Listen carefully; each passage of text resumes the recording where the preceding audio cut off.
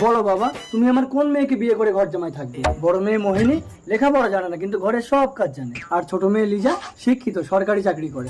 আচ্ছা তোমরা দুজন আমার জন্য একটু খাবার জল আনো তো। আমি তোমার জন্য রূপোর কলসিতে জল এনেছি প্রিয়। আমি তোমার জন্য মাটির কলসিতে জল এনেছি না। তোমার জল তো গরম লিজা, দেখি তুমি জল পান করাও তো। তোমার মাটির কলসির ঠান্ডা জল খেয়ে আমার প্রাণটা জুড়িয়ে গেল। লিজা কাঁদিস না লিজা, আমি তো মায়ের মতো। মিথ্যে, তুমি পারবে তোমার বরের প্রথম সোহাগ রাতটা আমাকে দিতে? মোহিনী, দেখি লিজা তুমি। প্রিয়, একবারের জন্য অন্তত আমার কাছে এসো। অসম্ভব। প্রিয়, মোহিনী মা, তুই এ কি করলি? তুমি লিজাকে বিয়ে করে নিও না। না,